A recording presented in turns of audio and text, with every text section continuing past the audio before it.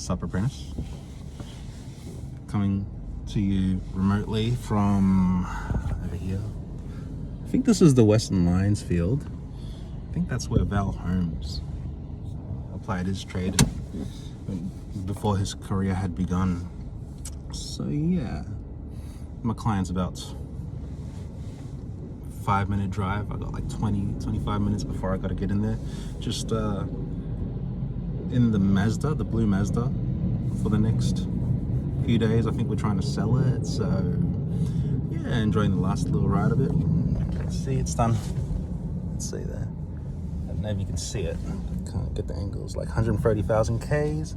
But what's even more impressive is that it's got a full tank of gas. Now you can see how long it's been since we've driven it, because we bought that when it was $1.70, $1.65. Now it's like, yeah, man, $2.40. So that's probably going to add value to the car. We're looking at maybe a notch over 10K, but it's, you know, coming up for the seams. But yeah, the wife just saw yesterday that the warranty is done. She replaced it originally, the front of the car bit. I don't know what you call that, the interior. I'm not a car guy. I don't know engines. I don't know interior, exterior. So yeah, it'll just be the Kia Carnival and what's the other car we got? Oh, the Subaru. And yeah, so that's just like less retro, less petrol. Speaking of petrol, I got a couple of packs from the petrol station. So let's pop them open and maybe preview the round to come, round 3. So this week the buy goes to Manly. They need it. They need to have a good, honest chat with themselves as a playing group and see where they go from there. And caught maybe the last 60 of the 80 minutes between the Raiders and Dogs. I picked Raiders. But yeah, that D from the Dogs was very impressive. And what can I say? That Ethan Sanders does look like something special. He went for the try, he didn't get it. That conversion was just a little off. Hit the post, you know. And in them conditions, yeah, he's you know, he's clutch because he got that field goal in round 1. I guess it was both field goal winners in round 1 were featuring Critter and Sanders. Yeah, that Dogs defense is awesome. The spine is not the strongest spine, but they're doing enough to win. And I thought all the Jerry chat might have been a bit disruptive, but they pulled through. So it was a good win for them. It was just that D, and I don't know if Perez really featured in there. Just because, yeah, fantasy-wise, he's someone to keep an eye out for. So tonight, keen for the 2 games. It's Roosters and Panthers, Bronx and Melbourne. You know, I'm already going Broncos. And tonight we'll be breaking fast together with my sister, my brother, my brother-in-law. 2 of the 3 boys have come up for the weekend. So yeah, I'm not really looking forward to the banter. At least it's not the Melbourne Storm supporter nephew. He would absolutely give it to me. As long as we lose by less than 12, I'm happy. If we win, you're going to be hearing about it. But yeah, let's have a look at these cards. You got Buller, who could be a potential dog, and they are saying that maybe Drinky might go to the Tigers if that were to happen, if the dominoes were to fall into place. Not too sure, but that's the speculation. Burton, his boot is massive. That 40-20 looked effortless. And then, yeah, imagine if he had put up more of them bombs for the back 3 Canberra. And Savelli done really well to not drop many, if any. But yeah, I thought they could have just definitely used that massive bomb in those conditions. Panthers checklist, okay, let's see. And we have our first Luminous, and it's Philip Sami. Pretty sure he played a good enough product. Yeah, I don't know how that Titans game is going to go. I'm picking the Titans over Cowboys. If Jaden Campbell starts at 7, I'm hearing that Purdue's got the spot over Drinky, but Yeah, if they do that, I think the boys will be better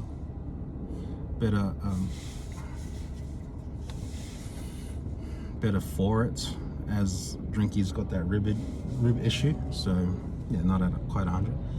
Sebastian Chris.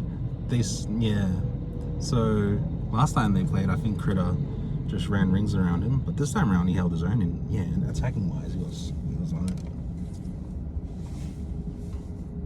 Shaylee Bent. I think I've got that card already too. Oh yeah.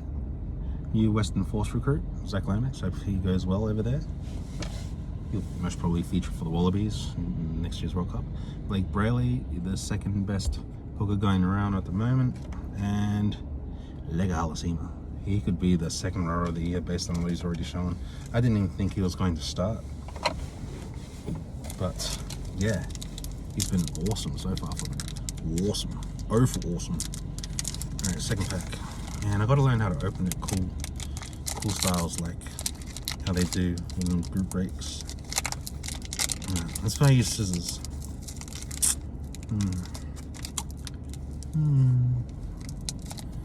I was thinking of getting a beard trim. I'll probably just shave it all off. Then I got this like turkey neck to deal with, but it's not as bad. That hurts just doing that. I was watching on Facebook, there was them exercises, them stretches you could do. I saved them, and now they're sending me a bunch of them. I still haven't done it. I need to do it though, but it just hurts going like this. Yeah, I think I'll shave it by tomorrow. We have a holy day celebration for Nauruz, so yeah, I'll try and look presentable. We're going to Riverway for a swim and feed, so that'll be nice for our community. All right, here we go. Jerome Hughes. Man, they're looking really good, that spine, especially with Swaffa along there. It's just going to be a really tough game, that attack. But I think they're missing Lasati, and they'll slot in Alec McDonald. Lasati's out for a month, they're saying, so that's a massive loss. His work ethic has been awesome in the defensive aspect of the game. So yeah, maybe there's a vulnerability in the edge. I know, like, we have our issues there with our edge defense, but still keen to watch it. There you got Tarpany. I think it was Cat 2. There was a stray boot he took to the head from Critter. Jacob Saifiti. The Knights play Warriors, and I think the Warriors are gonna have the advantage there because they're missing $2.8 million for their salary cap on the bench this week for the next month at least. It's gonna be tough doing. You got the Fletchers there, but now they're saying Sharp might not be available for the 6. So yeah, Warriors could really run up the numbers, especially with how they've looked over the last 2 weeks. Oh, Luminous Patty. Shine, my boy. So yeah, the talk with PNG, I think it's just to bump it up to $1 million contract, which he totally deserves. You know, future captain, possibly future immortal. Oh yeah, Ethan Strange. Man, I love seeing him step off that right foot. It's just really fun to watch.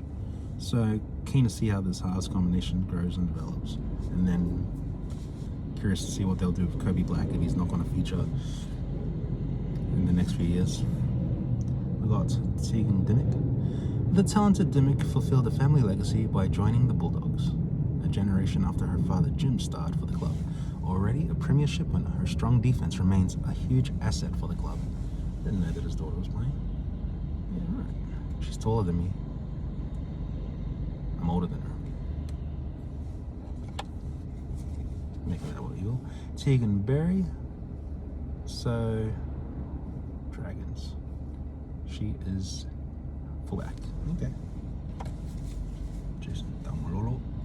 Yeah, I still think he's probably got it over Papali'i for the Maroons enforcer role. Like, I'd love to see that. Yeah. And the last one, Val Holmes. Oh, yeah, Val Holmes. Welcome, Holmes. Yeah. So I think that's a good way to wrap it up. The bookends of it. Started with Val, ended with Val. Right on. All right, man. Maybe catch you sometime next week with our hobby pack and petrol station one. I think they just call them the retail one.